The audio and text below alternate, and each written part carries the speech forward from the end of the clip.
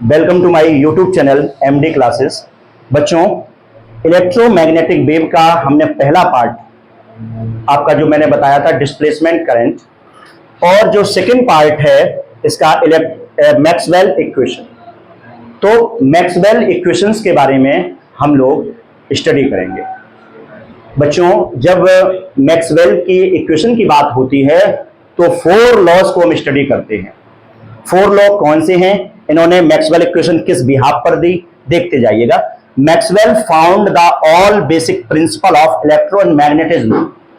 Electric और magnetism के 4 principal को उन्होंने कंसीडर किया। तो मैक्सवेल ने सब मिला के 4 इक्वेशन बनाई, मतलब इलेक्ट्रिक और मैग्नेटिक फील्ड की जो कॉन्सेप्ट थे इन्होंने इसको एक ही पॉइंट में कंसीडर कर दिया और उन्होंने 4 इक्वेशन उनके टर्म्स में बनाई। तो देखो भाई, या फिर हम सिंपल भाषा में याद करने के पर्पज से हम एक बात आपको सिंपल लैंग्वेज में बोलना चाहते हैं कि मैक्सवेल ने सभी इक्वेशंस को कॉपी कर लिया, सिर्फ लाइक एस। तो गॉस लॉ ऑफ इलेक्ट्रोस्टैटिक, बच्चों गॉस लॉ ऑफ इलेक्ट्रोस्टैटिक की बात आती है, ये मैक्सवेल की फर्स्ट इक्वेशन है। तो मैक्सवेल की first equation Gauss law of electrostatic. Maxwell की बच्चों सेकंड इक्वेशन है Gauss law of magnetism. Maxwell की तीसरी इक्वेशन है Faraday law of electromagnetic equation, electromagnetic induction. Fourth equation है मॉडिफाई एम्पियर लॉ।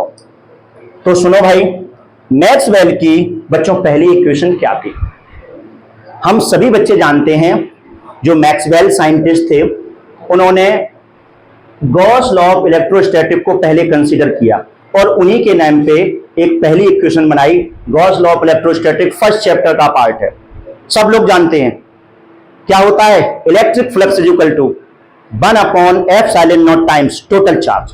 तो बच्चों it state that electric flux through the close surface, किसी भी बंद सरफेस से, क्लोज सरफेस से पास होने वाला electric flux is equal to 1/f(0) times total charge inclose to that surface. मतलब गॉस लॉ क्या है, phi is equal to, phi होता है electric flux, electric flux is equal to integration E dot ds is equal to Q/f(0). तो simple way में आपको बताएं, जो गॉस लॉ ऑफ इलेक्ट्रोस्टैटिक्स है वो आपका मैक्सवेल की फर्स्ट इक्वेशन है, ठीक है ना। अब देखो सेकंड इक्वेशन क्या है। एक ही नाम पे जो scientist, Gauss law of electrostatic, Gauss law of magnetism. Gauss law of magnetism chapter number 5 का पार्ट है। तो पहला तो उन्होंने फर्स्ट पार्ट को लिया, मतलब फर्स्ट चैप्टर के किसी एक पार्ट को ले लिया, फिर फिफ्थ चैप्टर के किसी एक पार्ट को ले लिया, उन्होंने सेकंड इक्वेशन बना ली। तो सेकंड इक्वेशन है क्या?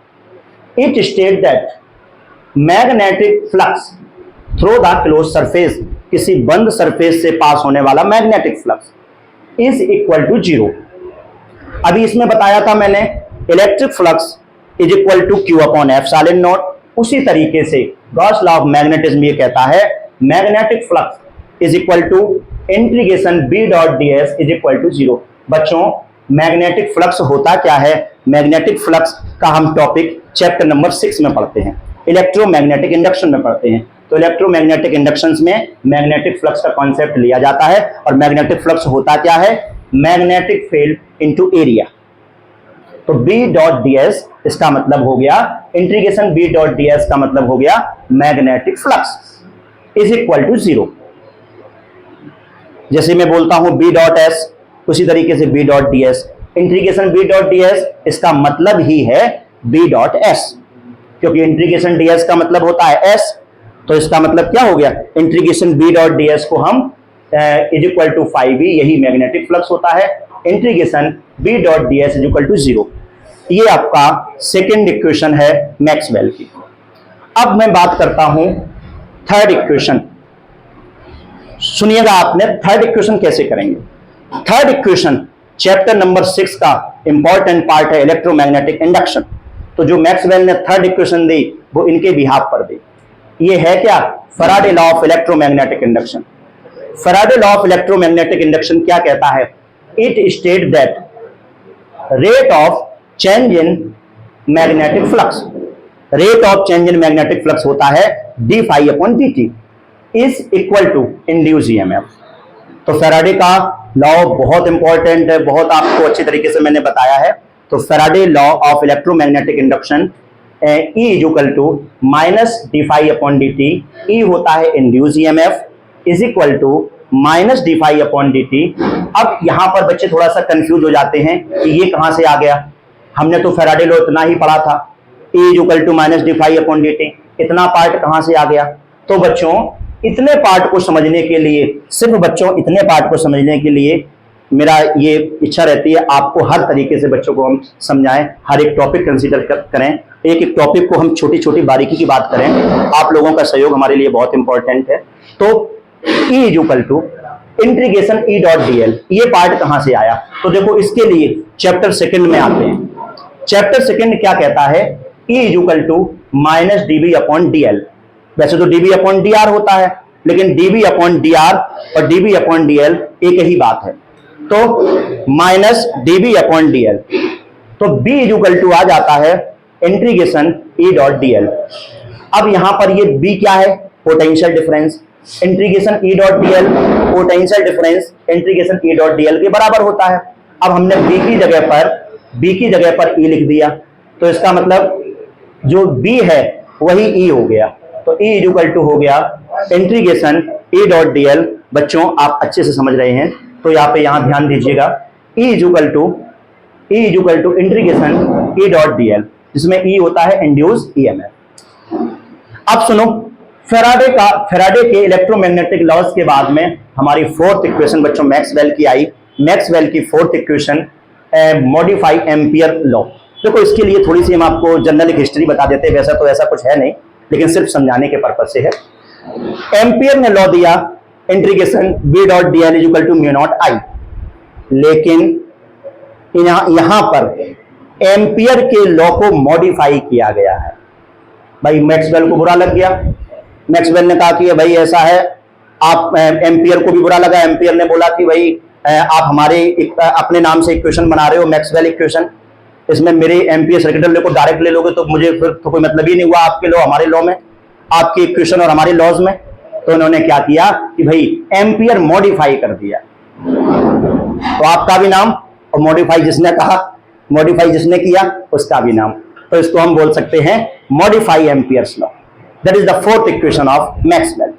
तो फोर्थ इक्वेशन ऑफ मैक्सवेल क्या होती है, तो फोर्थ इक्वेशन ऑफ मैक्सवेल जो है वो एम्पियर सर्किटल लॉ का मॉडिफाई फॉर्म है। Ampere circuital law chapter number 4 की बात है। तो क्या है, integration B dot D L is equal to mu naught I, मतलब line integral of magnetic field is equal to mu naught times total current, mu naught times I। अब I का replacement इन्होंने कर दिया IC प्लस ID से। I का मतलब total current, और टोटल करंट दो करंट से मिलकर बनी होती है।